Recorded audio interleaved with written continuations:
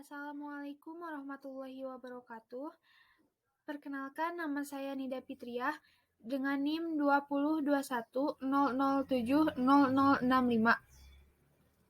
Di video kali ini, saya akan menjelaskan materi tentang laporan posisi keuangan. Tugas dari mata kuliah Akuntansi Keuangan Menengah 1, sesi 5 dengan dosen pengampu Ibu Heliani SEMAK. Sebuah perusahaan tentu harus selalu mengetahui kondisi keuangannya.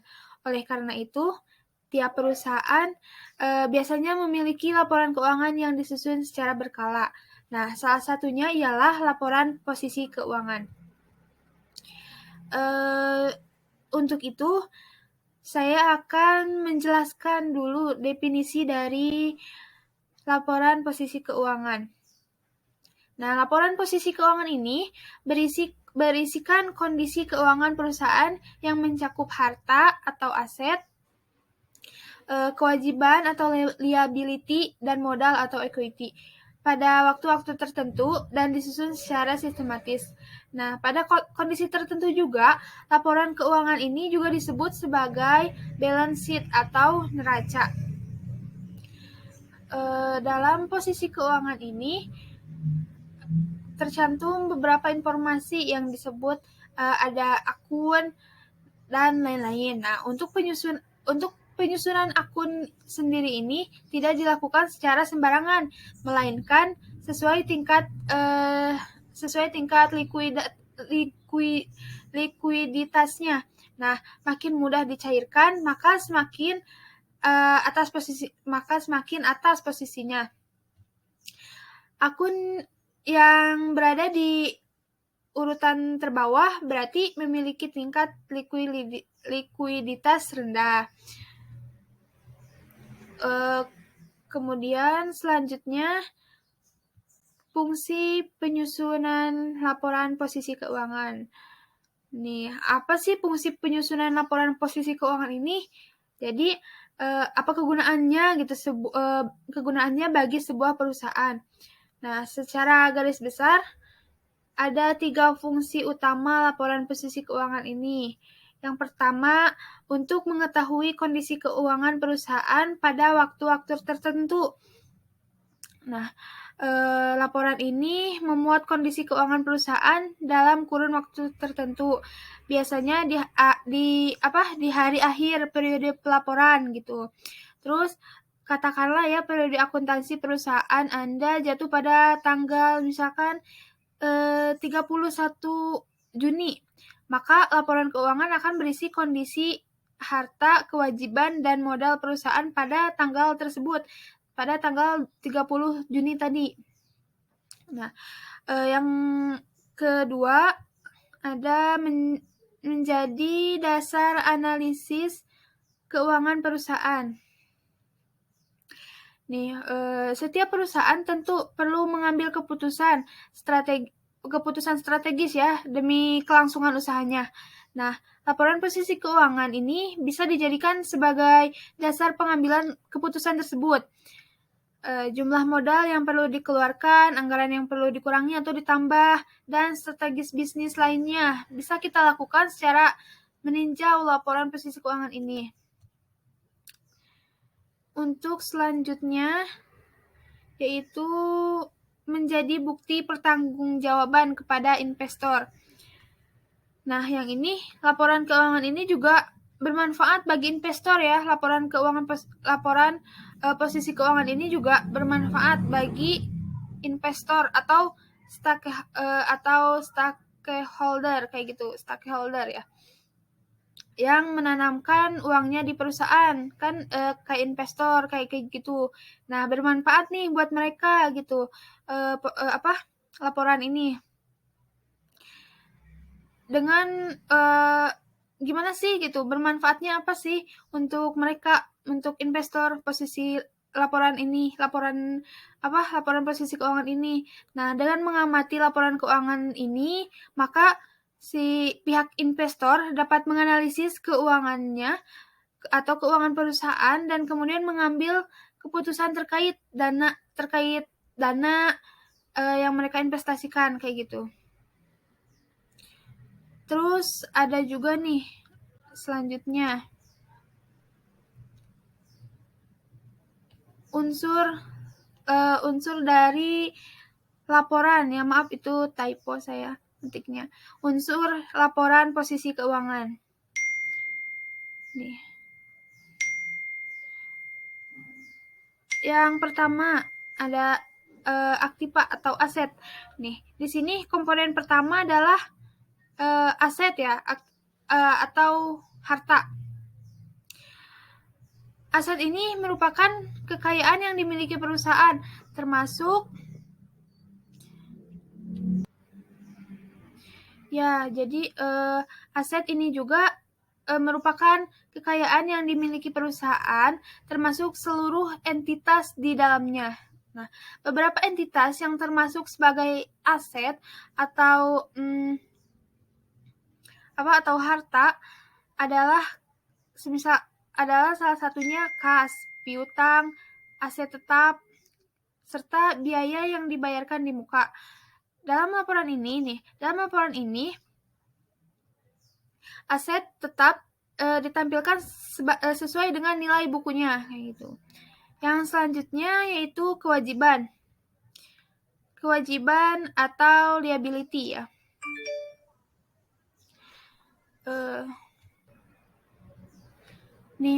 Kewajiban ini merupakan komponen kedua setelah aset ya.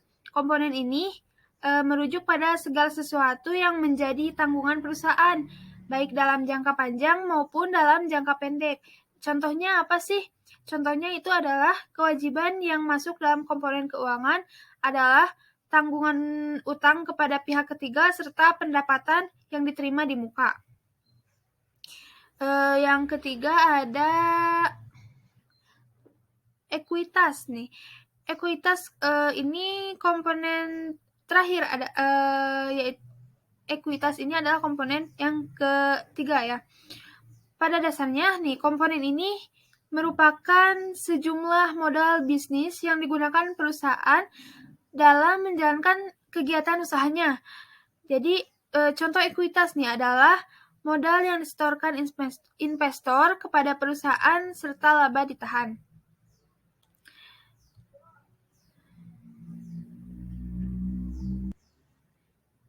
Nah, di dalam unsur laporan posisi keuangan ini juga tadi ada aktiva ya. Di sini juga ada aktiva tidak lancar nih. Apa sih itu aktiva tidak lancar itu? Aktiva tidak lancar ada meliputi beberapa poin, beberapa pos, yaitu diantaranya properti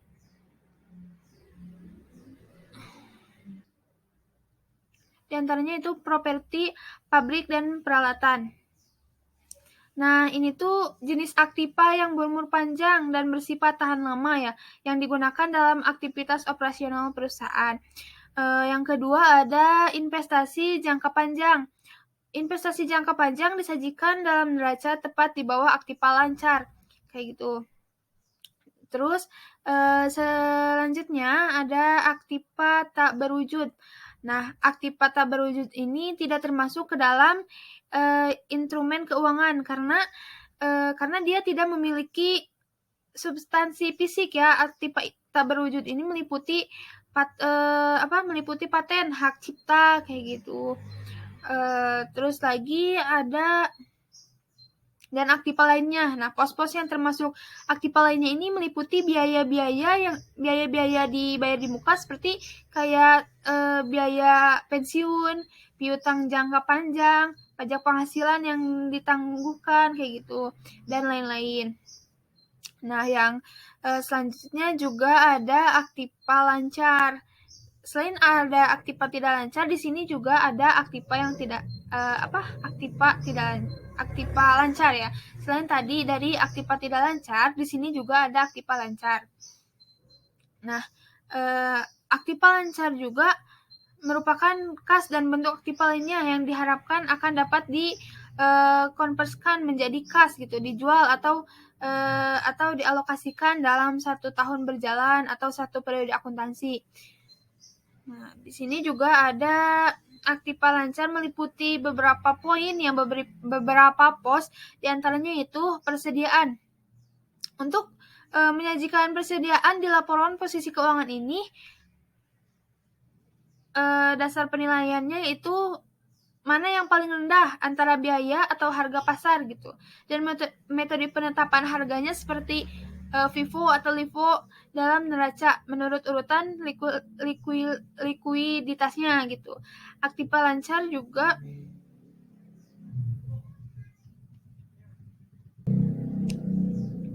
aktiva lancar juga meliputi ada beberapa poin ya. Yang pertama yaitu persediaan. Untuk menyajikan persediaan laporan posisi keuangan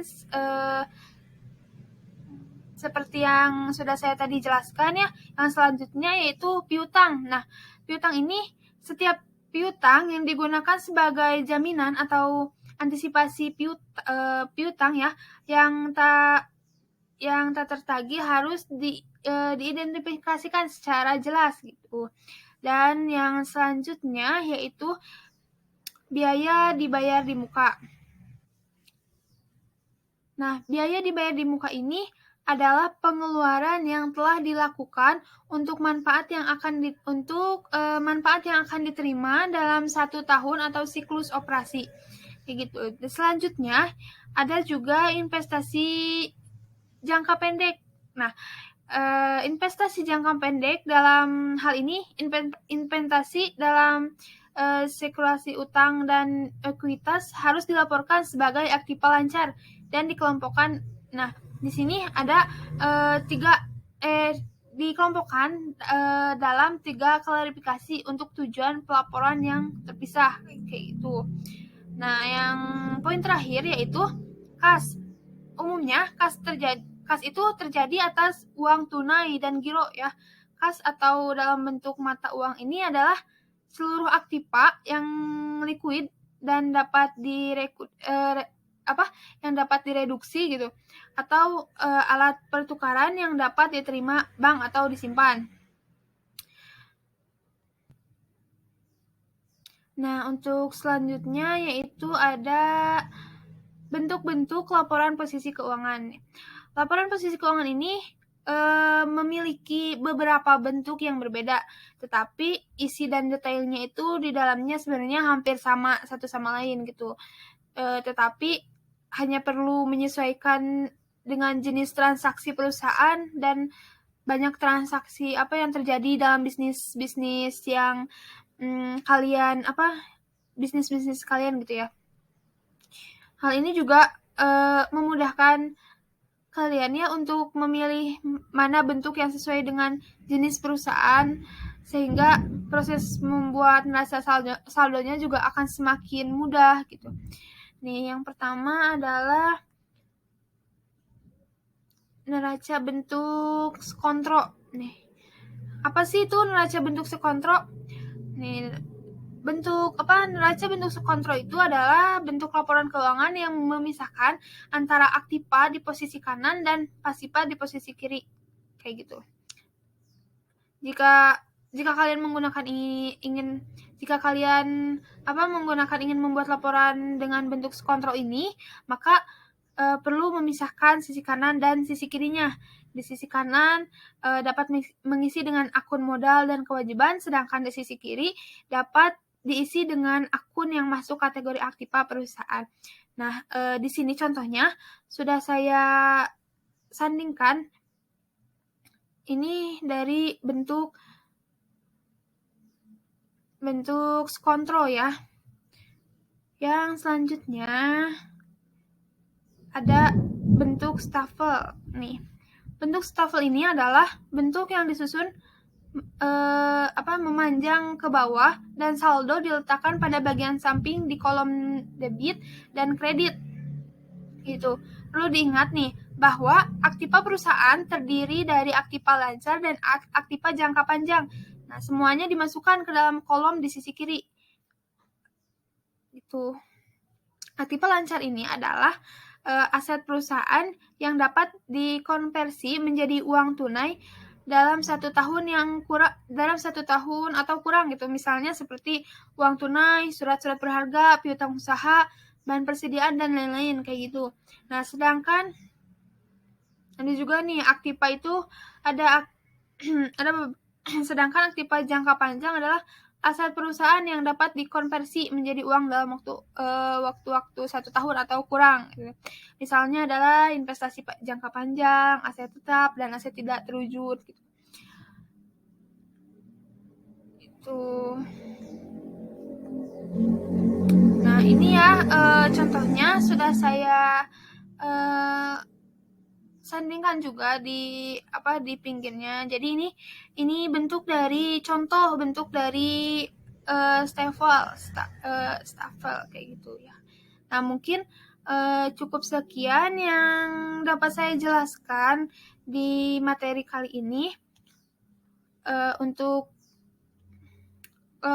kurang dan lebihnya saya mohon dimaafkan karena saya juga masih proses pembelajaran.